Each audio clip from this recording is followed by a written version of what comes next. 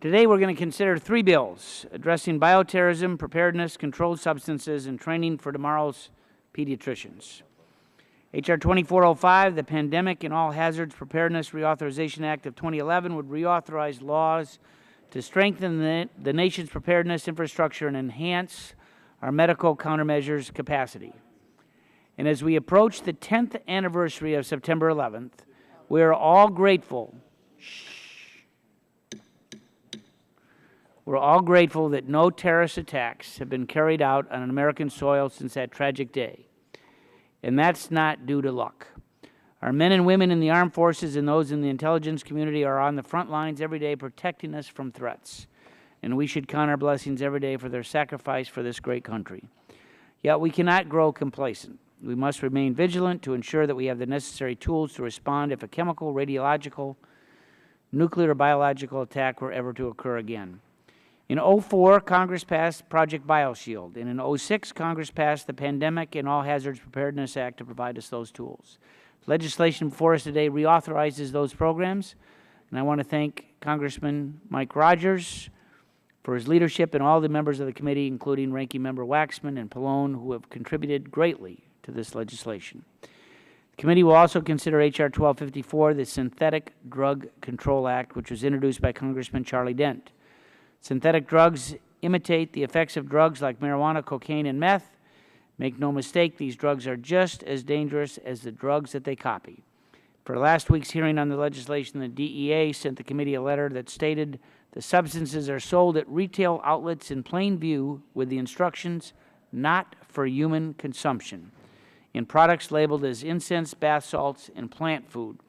Substances that are just as dangerous as their controlled substance counterparts are marketed as harmless sundry items in an attempt to protect the manufacturers, distributors, and retail sellers from criminal prosecution. Dent's bill will make these synthetic drugs illegal and provide the DEA the tools to combat this growing dangerous trend. Finally, the committee will consider H.R. 1852, the Children's Hospital GME Support Reauthorization Act. This program was first passed in '99 and allowed children's hospitals to receive support for their pediatric medical residency programs. At both the legislative hearing and the subcommittee markup, we heard about the success of this program in increasing the number of pediatricians across the country. And I would like to thank Chairman Pitts and Ranking Member Pallone for authoring this legislation, and thank all the members who have worked on these 3 pieces of legislation. So I urge my colleagues to support these bills, and I recognize the Ranking Member, Mr. Waxman, for his opening statement. Thank you, Mr. Chairman, for scheduling today's markup on 3 important public health bills. And I'm pleased we have come together on all 3 pieces of legislation to move them forward on a bipartisan basis. The Pandemic All Hazards Preparedness Reauthorization is important because it's critical in helping to ensure that our nation is well prepared to successfully manage the effects of natural disasters, infectious disease outbreaks, and acts of bioterrorism. The Synthetic Drug Control Act adds specified synthetic version of drugs of abuse to Schedule 1. Finally, the Children's Hospital GME Support Reauthorization Act continues the National Physician Training Program that provides ongoing and consistent financial support to hospitals for the training of doctors who want to specialize in pediatrics. As I've noted, Democrats and Republicans have worked together well to bring these bills before the committee. We had some unfinished business to complete between Tuesday's Health Subcommittee markup and today. That additional work is reflected in the bipartisan amendments we will take up this morning, and I urge my colleagues to support all of these proposals. Yield back the balance of my time. Gentleman yields back. Other members wishing to make an opening statement, Mr. Barton is recognized. Thank you, Chairman Upton and Ranking Member Waxman, for bringing these 3 bills before the committee today. Each bill represents an important step to ensure that our agencies are well equipped to adapt and respond quickly to a changing environment. As science and technology advance, we must be prepared to take these steps to protect our citizens. Both in 2004 and 2006, Congress passed the Project BioShield Act and the Pandemic on All Hazards Act. These bills represented a change in the way we respond to national health crises. Following the terrorist attacks on 9/11, in my opinion, this change was necessary and it needed to be implemented quickly. The programs have had positive outcomes during natural disasters and national health emergencies, such as the H1N1 outbreak. I'm pleased to see that both of these programs are being brought up for reauthorization today. I want to reiterate my support for the role that poison control centers have played in our country, especially in times of crisis. The poison center surge capacity and the biosurveillance efforts have been key assets over the past several years, including during the H1N1 outbreak, also during major hurricanes, oil spills, and serving as a principal point of contact for the CDC with the American public. I want to thank the committee staff, especially Mr. Ryan, for working to include language in H.R. 2405 that explicitly states that these poison control centers are eligible to apply for grants directly through the CDC. It's my understanding that Congressman Lee Terry is going to offer an amendment to clarify the language that we already have in the bill. But I do want to thank the committee staff and the chairman for including the language that's in it at my request, making it explicit that poison control centers can apply for these grants. On the Synthetic Drug Control Act, I'm very supportive of that. This is an issue that we really didn't have to worry about until a few years ago, because there weren't any synthetic drugs that could be harmful. That's not the case today. We cannot allow synthetic substances to be legal and readily available. I want to commend the committee for also bringing up 1852, the Children's Hospital GME Support and Reauthorization Act. Several hospitals in my district and state have come to me to express their support for the GME program. With that, Mr. Chairman, again, thank you and Mr. Waxman for your leadership, and I yield back. Chairman yields back. The chair would recognize the ranking member of the Health Subcommittee, Mr. Pallone, for an opening statement. Thank you, Mr. Chairman. I support H.R. 2405 and the efforts of this committee to strengthen and enhance the programs and activities under PAPA. I'd like to thank Representatives Rogers and Green and their staff who authored the base bill and have continued to work to strengthen its provisions. I'd also like to thank the staffs of the committee who have collaborated in a bipartisan manner to further enhance the bill. They've worked hard to accomplish the goals of this committee in a short time, and I understand it has been a good process. Specifically, I wanted to note the efforts dedicated to FDA's role in hazardous events. I know there will be an amendment today to further enhance the flexibility of the agency while also strengthening their emergency use administrative functions. These revisions are significant. They're a significant step towards a framework for FDA to develop better policies and guidance in emergency situations. I also wanted to thank Representatives Eshoo and Markey and their staffs who were instrumental in leading the bipartisan effort to address the special needs of pediatric populations. It was clear that there were some gaps in our nation's public health emergency strategy, and I'm confident we took an appropriate approach to filling in those gaps. And I also support the swift passage of H.R. 1254, which will eliminate commercial availability of harmful synthetic narcotics. Under this proposal, hallucinogenic drugs would no longer be able to hide behind misleading aliases. Around the country, use of these substances has led to heinous behavior and loss of life, and I appreciate the efforts of this committee to prevent this from continuing in the future. And lastly, I'm pleased we're one step further towards passage of H.R. 1852, the bill I introduced with Chairman Pitts. The Children's Hospital Graduate Medical Education Reauthorization Bill will ensure we have a well-trained cadre of pediatric professionals. As every parent knows, it's very important to have a trusted doctor to turn to when their child gets sick or hurt. Now, yesterday I had the pleasure of meeting Ariana McGuire from Somerset County in my district. Ariana's story is an amazing one, and her perseverance is inspiring. Against all odds, she became a living miracle. Last July, Ariana, then 7, walked into the path of a steel-tipped arrow that had been fired by a young neighbor. The arrow lodged in her brain, causing massive bleeding and a stroke, and she wasn't expected to last the night, but she did, and she lives with enough strength to tell Congress about her journey. Ariana was rehabilitated at PSE&G Children's Specialized Hospital in New Brunswick in my district, and she and her family visited this week to tell Congress how much the care provided by a children's hospital meant. Her doctors are a significant part of her miracle, and they were trained with the help of this program. I want to stress that. They were trained with the help of this program. And it's the funding of the Children's Hospital GME that helped to keep Ariana alive. She's an excellent example, I think, of why we need this legislation. I urge my colleagues to support its passage, and thank you again, Mr. Chairman, for holding this markup. Thank you. Chair would recognize the Chair of the Health Subcommittee, Dr. Pitts, for an opening statement. Thank you, Mr. Chairman. Thank you for scheduling the markup this morning to move the three public health bills, and I'm pleased that all three are moving with bipartisan support. I want to particularly thank the staff for all their hard work to achieve this success. Just a couple of comments on 1852. I introduced H.R. 1852, the Children's Hospital Graduate Medical Education Support Reauthorization Act, to prevent the sunset of the CHGME program on September 30 of 2011. This bill reauthorizes the Children's Hospital GME program at its current authorization level of $330 million over the next 5 years.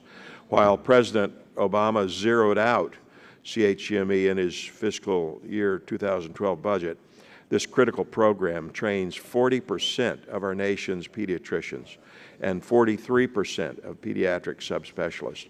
More than 5,000 residents take part in this program every year, and 56 freestanding children's hospitals in the U.S. participate. We need to reauthorize the CHGME program, and I would urge all members to support H.R. 1252. And with that, I yield back. Gentleman yields back. Chair would recognize Mr. Markey for an opening statement. Thank you, Mr. Chairman. The bill before us today improves our nation's preparedness should we experience a public health disaster or a biological, chemical, radioactive, or nuclear threat. I'd like to thank my Republican colleagues and their staff for working with us to make this a bipartisan bill, especially for their willingness to include provisions that address the needs of pediatric populations. I'd also like to recognize the efforts of my good friend from California, Ms. Eshoo, for working on this issue, and who has been a long champion of children's health, and of course Mr. Waxman from California, and all the members who commit all their efforts to this issue. When it comes to our nation's preparedness for emergencies or disasters, children's unique needs should not be relegated to the kids' table. They should have a seat up front. Children's population is nearly 25% of the American population, yet when it comes to our nation's preparedness for emergencies or disasters, the protections for children persistently lag behind. We witnessed these shortcomings just a few years ago when a spike in demand during the H1N1 epidemic led to a shortage of liquid Tamiflu, the form of the flu-fighting medication needed for children who can't swallow pills. We have got to do better than that. The pediatric provisions in this bill will help us understand where deficiencies exist in pediatric countermeasures and products, and instructs the responsible agencies for developing a plan to close those gaps. Hospitals will have to take into account the needs of pediatric populations in developing their plans to handle a surge in need for medical care. This is a vital improvement, since a recent CDC report found that less than one-half of hospitals' preparedness plans accommodated the needs of children during a public health emergency. And finally, the legislation strengthens FDA's role in developing, stockpiling, and distributing life-saving countermeasures, including those for pediatric populations, so that we are better prepared when an emergency hits. I want to again thank the Republican majority for working with us in a cooperative fashion, and I yield back the balance of my time. Who seeks recognition? Mr. Stearns. I thank you, Mr. Chairman, and I thank the Chairman of the Energy and Commerce for holding this markup. Both these bills, H.R. 2405 and H.R. 1254, are very important. The Synthetic Drug Control Act is an important bill that will help stop the sale of synthetic drugs that imitate the properties of all illegal drugs.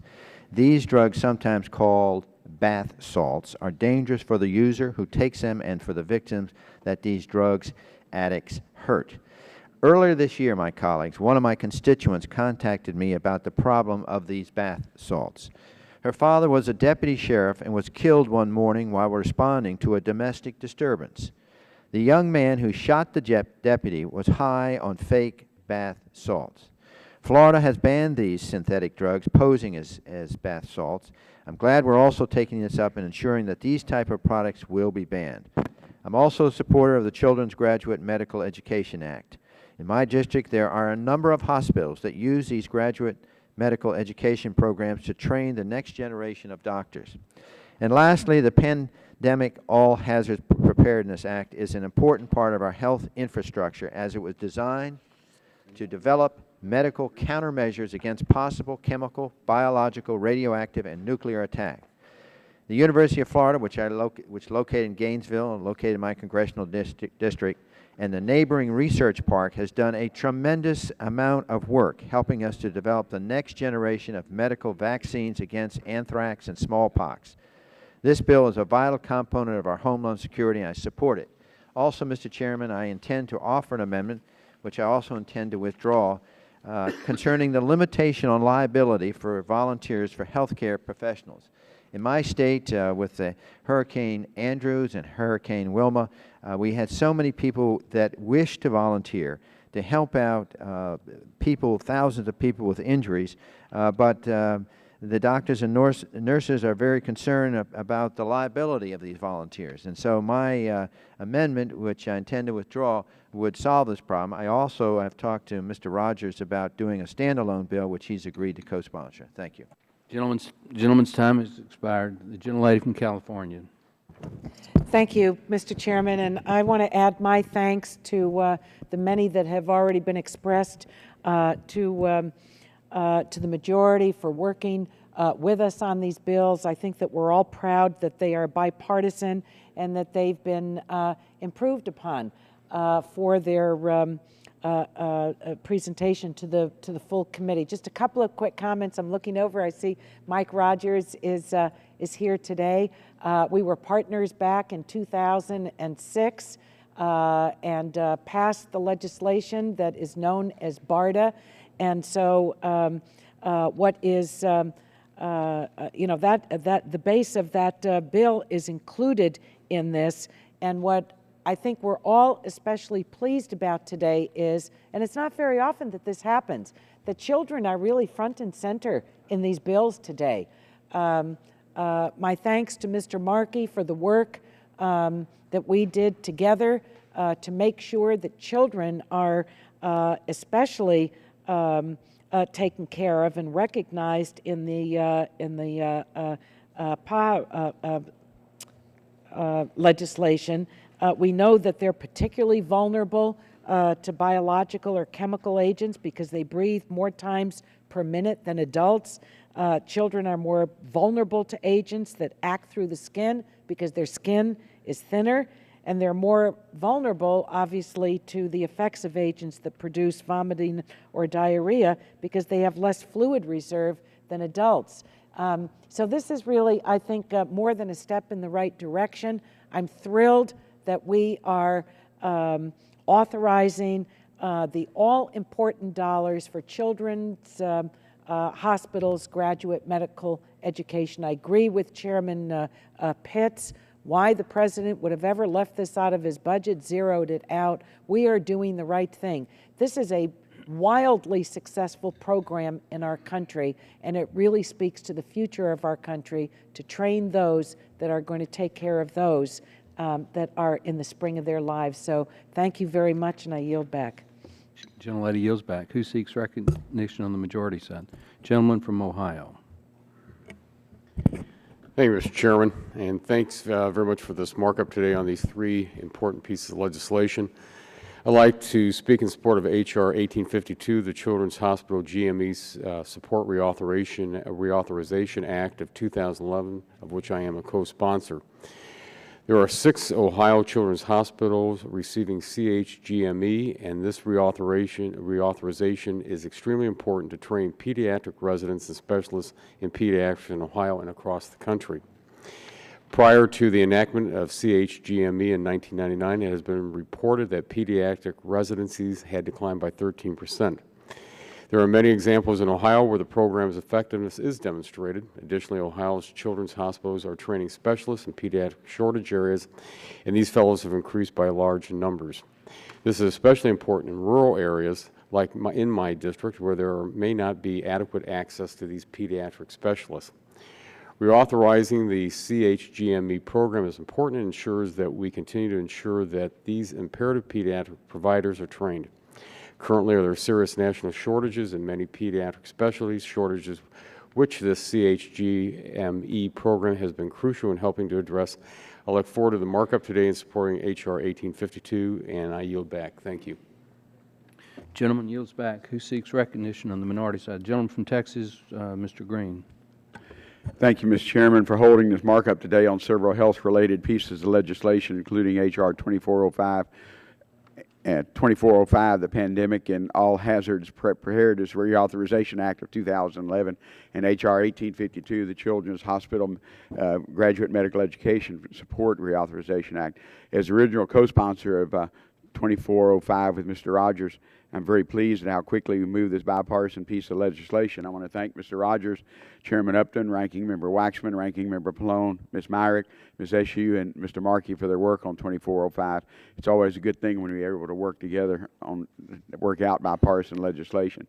The Pandemic and All Hazards Preparedness Reauthorization Act of 2011 reauthorized certain provisions of the Project BioShield Act of 2004 and the Pandemic and All Hazards Preparedness Act of 2007.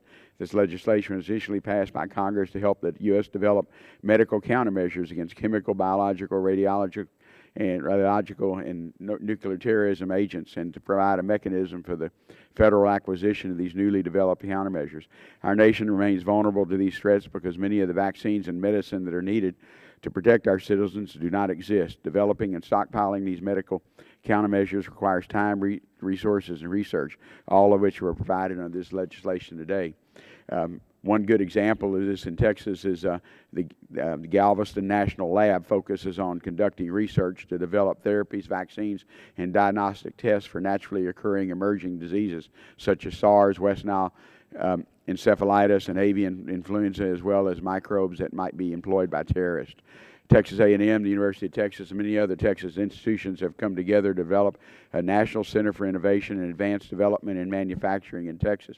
If funded, the center would develop medical countermeasures, ensure domestic vaccine manufacturing, surge capacity for emerging infectious diseases, pandemic, influenza, and other threats during public health emergencies. This is exactly the type of research we hope to encourage under the Pandemic and All Hazards Preparedness Reauthorization Act. I'm a co-sponsor of H.R. 1852, the Children's Hospital Graduate Medical Education. Texas Children's Hospital in Houston is in my backyard, and it's a first-class medical institution, and it's consistently rated one of the top 10 children's hospitals in the country. I want to thank Texas Children for their work as they do through their residency graduate training program at Baylor College of Medicine and their community outreach through partnerships with our community clinics and community-based health centers. H.R. 1852 would reauthorize this program until 2016, and this legislation was originally enacted in 1999 and has been reauthorized twice by Congress with broad support. That's why I was surprised the President proposed eliminating the program in his FY12 budget. Prior to the enactment of this program in 1999, it has been reported that pediatric residencies had declined by 13%. Today, the freestanding hospitals are training 5,400 residents per year. And again, Mr. Chairman, I'd like to unanimously consent to place the remainder of my statement in the record and yield back my time. Without objection, and the only reason we gave you another minute is because you're from Texas. I heard that. That's why you got 45 more seconds. Who seeks recognition on the majority side? The other gentleman from Texas, Mr. Olson from Sugar Land. Thank you, Mr. Chairman. I can assure you I don't plan on invoking the extra minute as extended to Texas.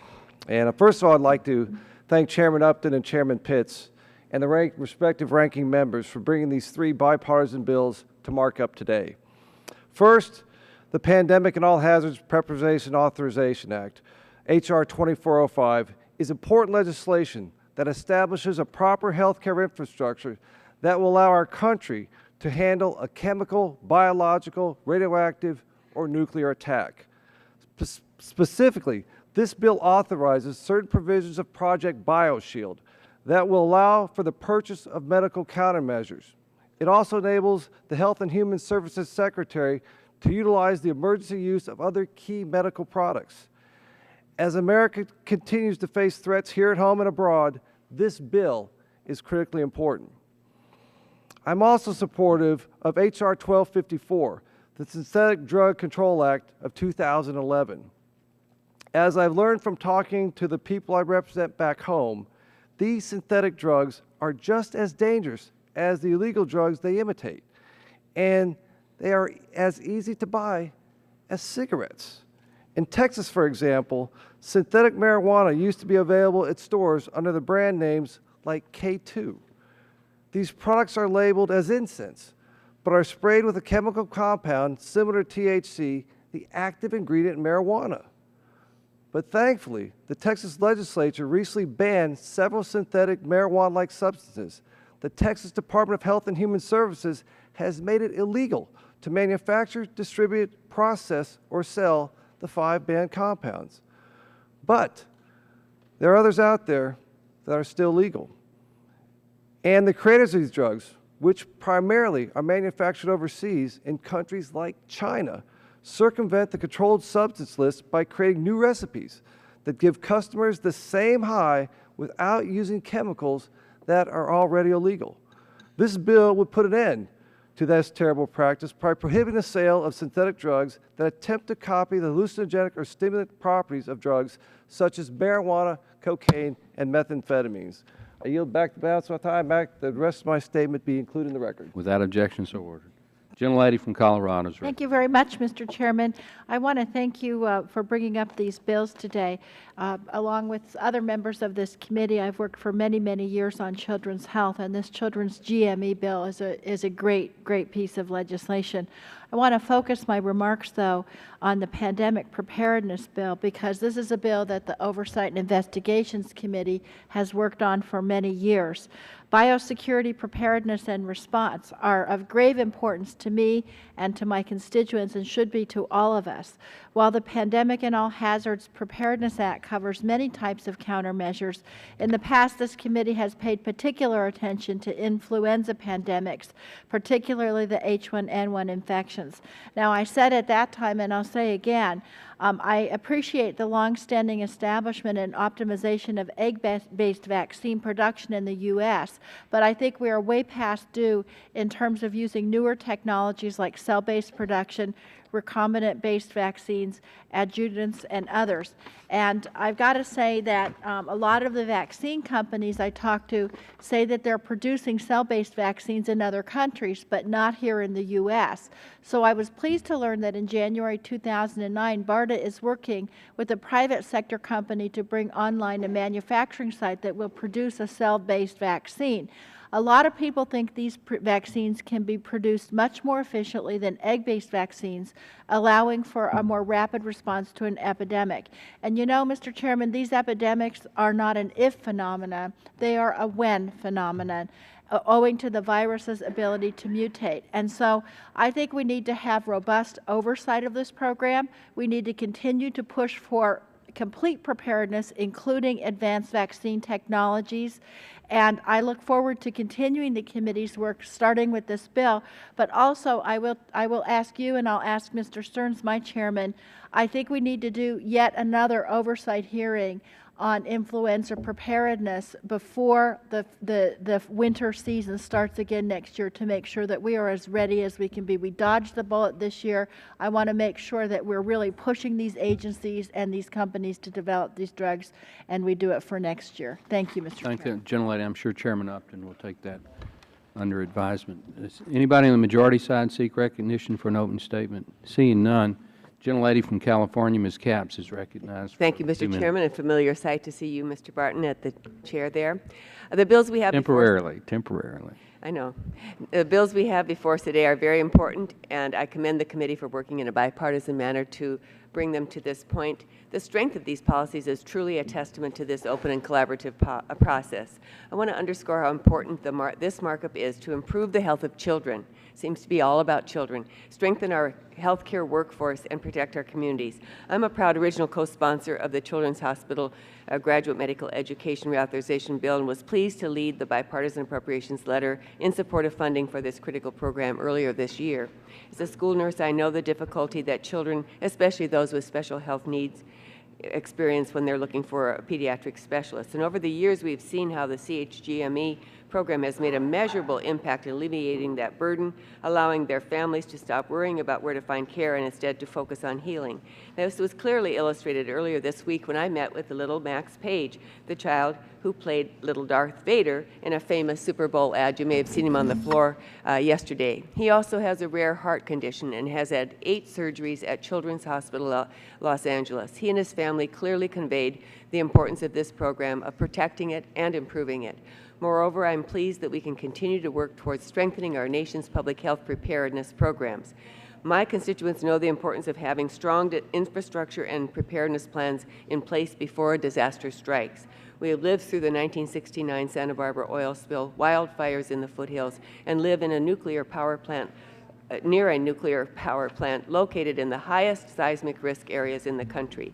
Creating a strong preparedness network at both the federal and local level is vital for our community. I appreciate the opportunity to do just that through my reauthorization and continue my working with my colleagues to ensure that communities across this country can feel more secure. I support these bills. Look forward to voting for them, and I yield back. Thank the gentlelady.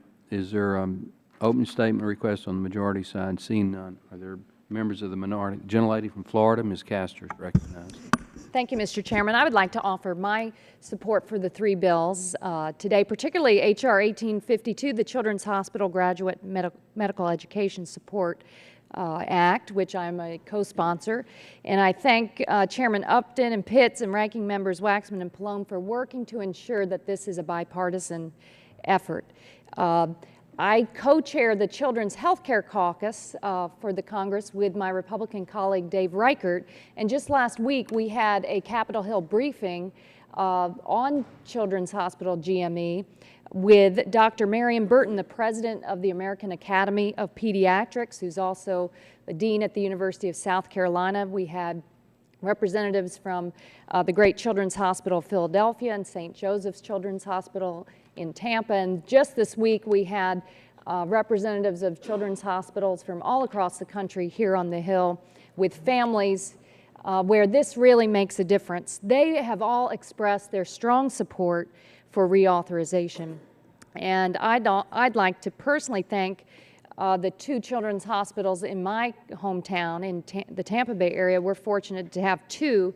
All Children's Hospital in St. Petersburg has received support under CHGME since 1973. That means that, like many of your hospitals, they have been training those vital pediatricians that serve our most vulnerable populations for years and years and years, and I'm very proud that the Congress is going to continue to support them.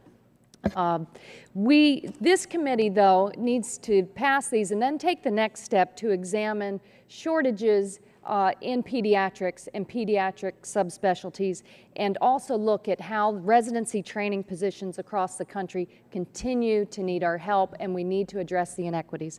Thank you very much, and I yield back. Gentlelady yields back. Are there further opening statements? Seeing none. Oh, the gentlelady from Illinois, Ms. Schakowsky.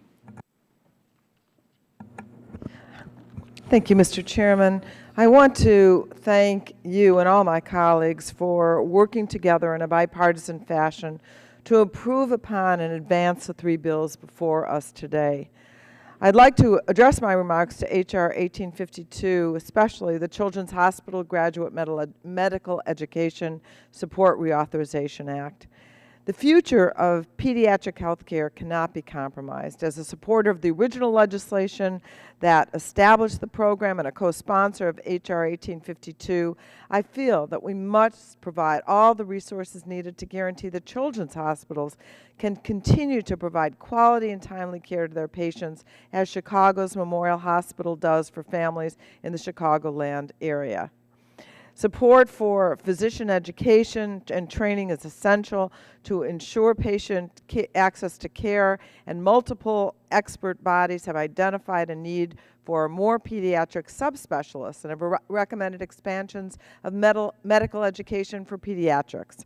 Last week, in a letter to members of the committee, the National Association of Children's Hospitals wrote that thanks to CHGME, children's hospitals have enriched their training experience by providing greater community-based opportunities in underserved urban and rural areas. This has increased access to care and the likelihood that residents will practice in medically underserved areas, unquote. Taking care of the health needs of children must be a top priority. We can't afford to jeopardize their well-being and future. I urge my colleagues to support H.R. 1852, along with H.R. 2405, the Pandemic and All Hazards Preparedness Reauthorization Act, and H.R. 1254, the Synthetic Drug Control Act. I yield back the balance of my time.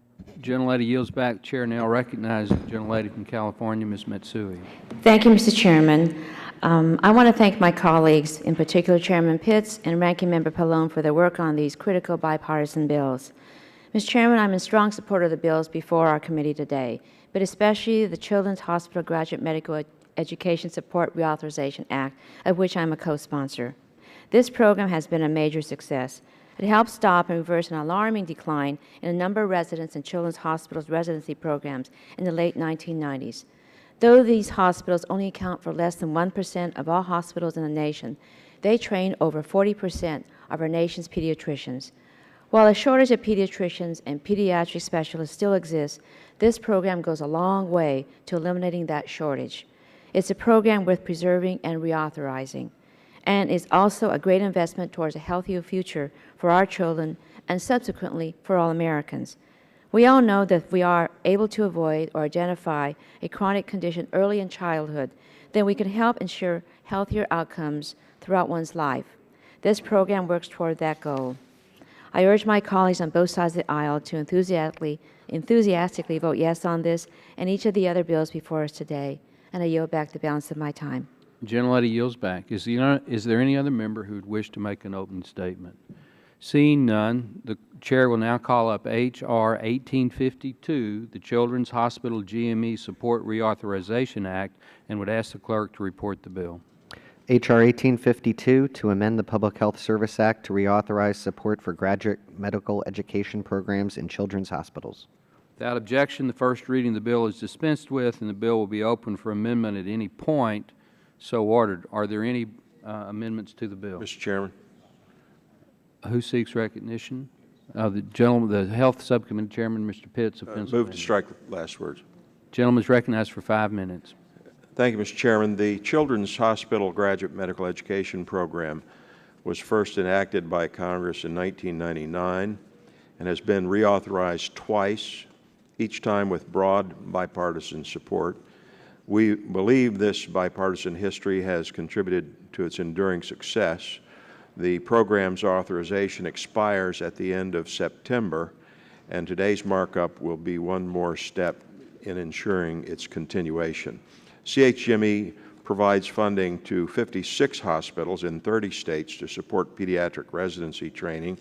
Today, freestanding children's hospitals train over 40% of pediatricians, 43% of pediatric specialists, and most pediatric researchers. In my home state of Pennsylvania, 3 premier children's hospitals, the Children's Hospital of Pittsburgh, St. Christopher's Hospital for Children, and Children's Hospital of Pennsylvania in Philadelphia, receive CHGME funds that support and ensure world-renowned health care for children. CHGME is a significant achievement in pediatric health care in Pennsylvania and across the country. I would like to request unanimous consent to include in the record a letter from Lawrence McAndrews, President and Chief Executive Officer of the National Association of Children's Hospitals, dated July 28, 2011, an address to Chairman Upton and Ranking Member Waxman expressing the strong support of NACH for H.R. 1852 and urging its adoption. Is there objection to the unanimous consent request to include the letter? Seeing none, so ordered. Thank you, Mr. Chairman. Finally, I would like to thank the Ranking Member of the Health Subcommittee, Mr. Pallone, for sponsoring H.R. 1852 with me and urge my colleagues to support this bipartisan legislation. I yield back. Gentleman yields back. Is there further discussion of the bill? Mr. Chairman. Who seeks recognition? Mr. Griffith from Virginia. Okay, Mr. Griffith is recognized for 5 minutes. For what purpose? Actually, I just have a question. The gentleman is recognized to strike the requisite number of words to ask questions of the council. Thank you. I'm just wondering, does this bill inherently cost any more money than what we were spending last year? You have to have a verbal answer. You can't shake your head. No, sir. All right. Thank you, Mr. Chairman. Gentleman yields back. Is there other discussion of the bill? Are there amendments to the bill? Seeing no hands raised, the chair will now call the question on favorably reporting the bill. All those in favor say aye. Aye. All those opposed say no. The ayes appear to have it. The ayes have it, and the bill is favorably reported. The chair will now call up H.R. 1254 and would ask the clerk to report. H.R. 1254 to amend the Controlled Substances Act to place synthetic drugs in Schedule 1. Without objection, the first reading of the bill is dispensed with, and the bill will be open for an amendment at any point. So ordered, the chair would recognize himself for the purpose of offering amendment. The clerk will report the Upton amendment. An amendment offered by Mr. Upton. Mr. Barton. Without objection, the reading of the amendment is dispensed with. The chair recognizes himself for 5 minutes in support of the amendment. The Upton amendment would make technical changes to the committee print based on feedback that's been received from the Obama administration. Individuals market products such as bath salts or herbal incense, knowing full well that they're intended to be consumed for abuse. As Mr. Upton said in his opening statement, just because it is synthetic does not mean that it is any less dangerous than the organic drug. Emergency rooms and physicians see the harmful effects of these so-called synthetic drugs every day. The Drug Enforcement Administration wants to go after those that prey on our children, but the current law allows these drug dealers to get away with it through loopholes. H.R. 1254 closes some of the loopholes. I would urge my colleagues to support this amendment to the bill and close the further loopholes. I would urge the committee to support the Upton amendment, and I yield back the balance of my time. Is there any discussion of this amendment? If not, the chair will call the question. All those in favor of the Upton amendment will say aye. Aye. All those opposed say no. The ayes appear to have it. The ayes have it, and the amendment is agreed to. Are there other amendments to the bill? Seeing no hands raised, the chair would now call the question on reporting the bill as amended. All those in favor say aye. Aye. All those opposed say no. The ayes appear to have it. The ayes have it. The bill is favorably reported.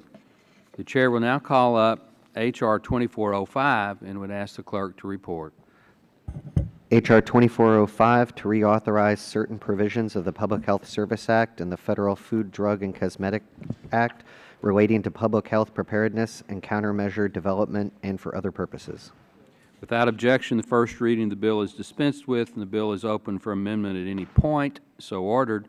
Are there amendments to the bill? I think I have to. Chair would recognize the distinguished Chairman of the Intelligence Committee, Mr. Rogers of Michigan, for purposes of offering an amendment in the nature of a substitute. Thank you, Mr. Chairman. I do have an amendment at the desk. Clerk will report. An amendment in the nature of a substitute to H.R. 2405 offered by Mr. Rogers of Michigan. Chair would ask unanimous consent that the amendment be considered as read, and the gentleman from Michigan is recognized for 5 minutes in support of his amendment. Thank you, Mr. Chairman. This amendment is in the nature of a substitute, builds on the bipartisan work we've done since the Health Subcommittee markup of H.R. 2405. Along with numerous technical changes requested by HHS and the minority, it also strengthens the bill by requiring applicants under the Hospital Preparedness Grant Program to consider the needs of pediatric and other at-risk populations when planning for a disaster, allowing HHS at the request of state or local government to redeploy certain federal personnel during an emergency, requiring the Assistant Secretary of Preparedness and Response to report on the needs of the pediatric populations as part of the bill's countermeasure implementation plan. Overhauling the bill's regulatory management plan, giving the FDA more flexibility and discretion while still requiring early and frequent interaction between FDA and countermeasure sponsors. I'd like to thank Mr. Waxman and Mr. Pallone for their efforts to work with us on this bipartisan bill. Ms. Eshoo, who I worked so well with in the past and on this bill as well, thank you very much for your work and effort on the bill. Mr. Stearns for working with us on liability issues and concerns. I look forward to co-sponsoring your bill. Mr. Terry on poison control centers and his effort and work there. I look forward to continuing to work with Mr. Terry on the issue. I'd also like to thank Ms. Myrick and Mr. Green for being original co-sponsors and help us strengthen the bill over the last month. Finally, I look forward to supporting the manager's amendment that Mr. Green will offer. His amendment includes a number of additional technical and conforming changes, but most importantly, it includes provisions requested by HHS that would make it easier for us to pre-position and deploy medical countermeasures. Thank you again, Mr. Chairman, for your work on this bill, and I would Will yield the back. gentleman yield to me for 1 minute? I would be delighted to yield. Thank you, Mr. Rogers. I thank you for your good work. I appreciate you working with us and Mr. Barton on the Poison Control Center language. I also appreciate that in discussions with you, Mr. Upton and Mr. Barton today, we're going to continue to make sure that it's very clear that the Poison Control Centers need to be involved because they're on the front lines. With that assurances, I am not going to introduce my amendment, and we'll look forward to further discussions, and I yield back my time to you. And unless someone needs some time. If the gentleman will yield, I'd just like to say to Mr. Terry, I appreciated the amendment on the Poison Control Center. I look forward, this is something that I care deeply about, as I know members on both sides do. And I look forward to working with you between now and when the bill gets to the floor. Don't know whether this bill is going to be under suspension or not. I suspect it will. I know that it has almost, if not unanimous support here, the underlying bill, but I look forward to working with you before we get to the bill to the floor, and either as an amendment or perhaps as a chairman's amendment to a suspension bill. We'll continue to work together, and I appreciate your interest, and yield back. Thank you, Mr. Chairman. I would, since no one is seeking time, yield back the remainder of my time. Gentleman yields back his time. Are there other members wishing to speak on the amendment or on the bill? Gentlelady from Wisconsin. Thank you, Mr. Chairman. I move to strike the last word. I move to strike the last word. I'm sorry. I move to strike the last word. Gentlelady is recognized for 5 minutes. Thank you, Mr. Chairman. I also want to express my support for the measure that we are considering today to improve our nation's medical preparedness and response capabilities, the Pandemic and All Hazardous Preparedness Reauthorization Act. And I'm especially pleased to see that this bill takes important steps to ensure that our medical response systems are prepared to care for the critically ill and injured in the aftermath of a public health emergency.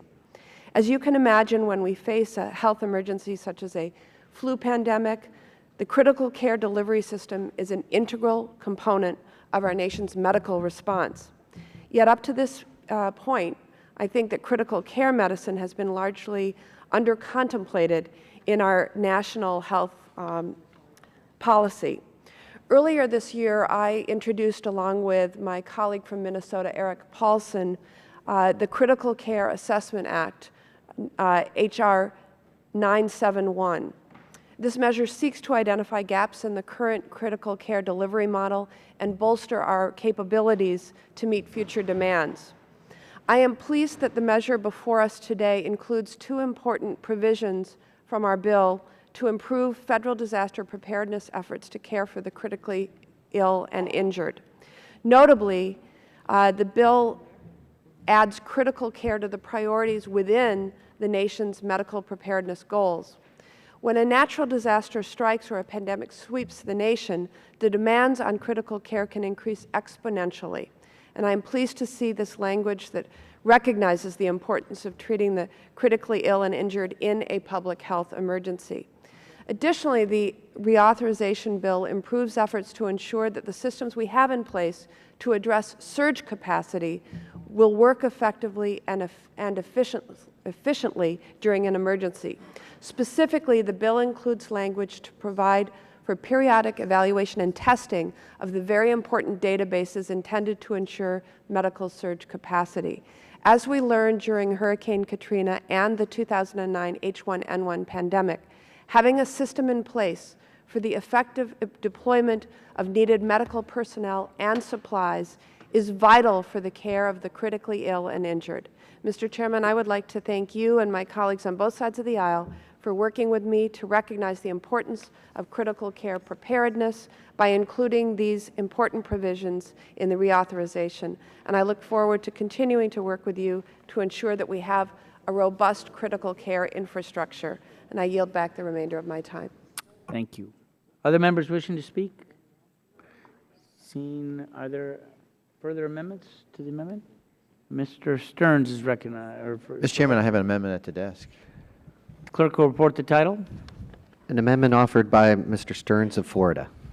The amendment will be considered as read. The staff will distribute the amendment, and the gentleman is recognized for 5 minutes in support of his amendment. Thank you, Mr. Chairman. I intend to ask unanimous consent to withdraw it, but I thought it would be important to make the point. It's a very simple amendment. It would provide medical liability protection for medical professionals who simply volunteer their skills during a disaster. Obviously, this country shows historically we're a generous nation, and during tough times we've seen all the communities come together. Volunteers come out and try to help. They donate their money, their time, and try to simply help others. But during a natural disaster, there's always a need for skilled medical professionals to help the sick and injured. Many medical professionals want to help. They want to volunteer their skills to make a difference. However, while America is full of generous people, there are many that are litigious. If you're a medical professional who wants to volunteer your skills to help the sick and injured, you're possibly placing yourself at risk in your reputation. You don't know if the person you're helping will try to sue you a couple months down the road, and so this creates a disincentive to volunteer your valuable skills.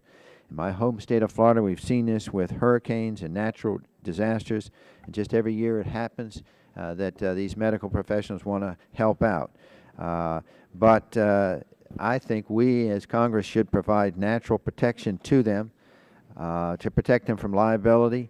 They're medical volunteers. They're offering their help, and that's the intent of my amendment. It's pretty straightforward. I realize, of course, we're late in the process here this morning, so I'm going to withdraw my amendment by unanimous consent, and I look forward to have a standalone bill. The gentleman, I yield to the gentleman from California. Yeah, Mr. Chairman, I'd like to speak in favor of the amendment, and I just want to say clearly, this is a Good Samaritan clause. This is just like the fact that this country realized that you had to hold harmless physicians who pulled over to the side of the road at an auto accident and administered aid. You have to give that Good Samaritan clause. And let me just say something I don't think we talk enough about, is that the litigation at the poor and the weak are actually higher, and the risk is higher for physicians when they volunteer on that. And this thing hits really home to me, because when I was a county supervisor, one of our most important programs we did was a perinatal system that had physicians volunteering. But even the volunteers had to buy $80,000 to $90,000 worth of tort coverage for a program where we could provide perinatal 6 months before and 6 months before at $300 a unit. And as a county supervisor, I sat there and thought, my God, the tort, how many more children we could treat if we could have a whole harmless for this population. And the higher risk of litigation is not that the victims or the people being served want to do it, but you have people that are looking at the fact that the poorer they are, the younger they are, the higher the tort risk is in our system. And that's just a fact of life. And I just think that when it comes to volunteers especially, we ought to really be looking at this as something that our gesture to say that let no good deed go rewarded, not go unpunished. And so I would like to see us bring this back. I think volunteers definitely should be held harmless this process. And remind you, we do not use the tort system to maintain quality control for our men and women in uniform. I don't understand why we would do it for somebody that needs help during a disaster. And I yield back.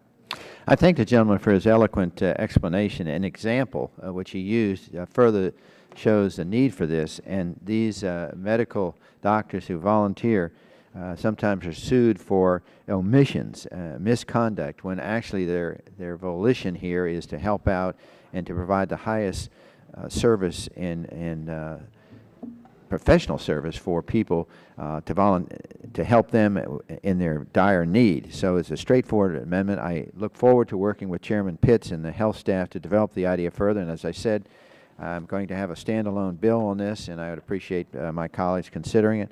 And with that, Mr. Chairman. Before you yield, could you yield to Mr. Griffith? Mr. Griffin. I yield back my time. He's okay. Okay. Chair recognizes the gentleman from Virginia for 5 minutes. Thank you, Mr. Chairman. I think this is a great amendment. Sorry you're going to withdraw, but I understand the reason for doing so. I would just have to say that this is one of those things that's always concerned me. The Federal Government moved over the last 50, 60 years further and further away from the common law. This was covered in the common law. And by moving away from the common law, we got away from common sense on this point in particular. And this amendment would restore what the common law was, and that is if you were the beneficiary of a charitable act or charitable organization, you could not sue the charity absent gross negligence, which is included in your amendment. You could not sue that charity because they were trying to assist you. And I believe that this amendment would go a long way in restoring what the common law already figured out before we started tinkering with it and decided that those old guys didn't know anything. Thank you, Mr. Chairman. I yield back my time. Gentleman yields back. Is it gentleman from Florida? Yeah, by unanimous consent, I withdraw my amendment. Without objection, the amendment is withdrawn. Are there further amendments? Gentleman from Texas. I have an amendment at the desk. Clerk will read the title. An amendment to the amendment and the nature of a substitute. Consent that amendment be considered read.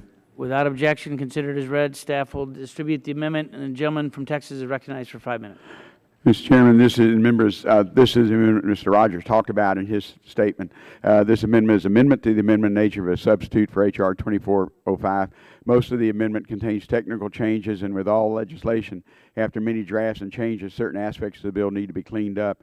The staff worked diligently on a bipartisan level to ensure the amendment in nature of a substitute appropriately reflects all the changes made by the staff over the past couple of weeks. In addition to conforming changes, the amendment includes provisions that provide increased clarity and flexibility to enhance our nation's ability to pre-position and deploy medical countermeasures.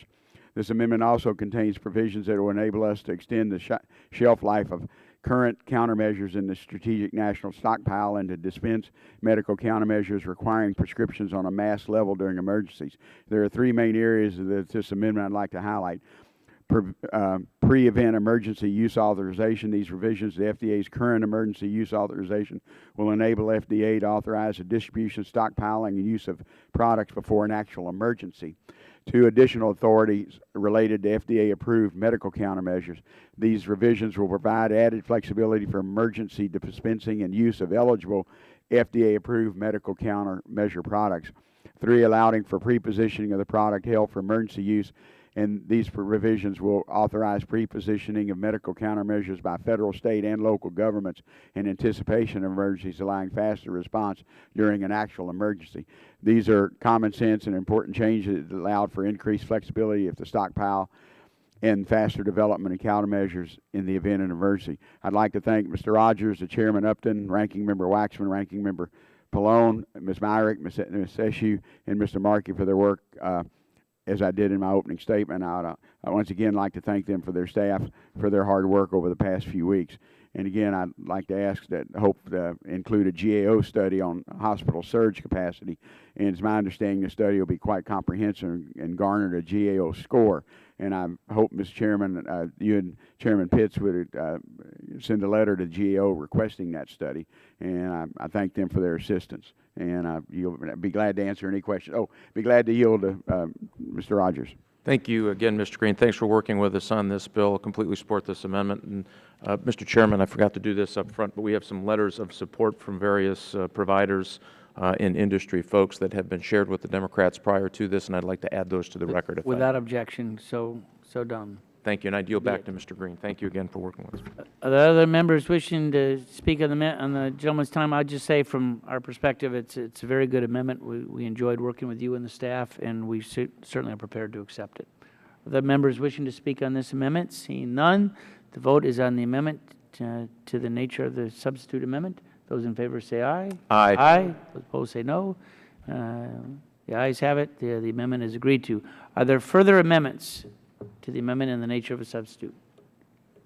Seeing none, the vote then occurs on the amendment in the nature of a substitute. Those in favor will say aye. Aye. Those opposed say no. The ayes have it. The ayes have it. The amendment in the nature of a substitute is agreed to. Therefore,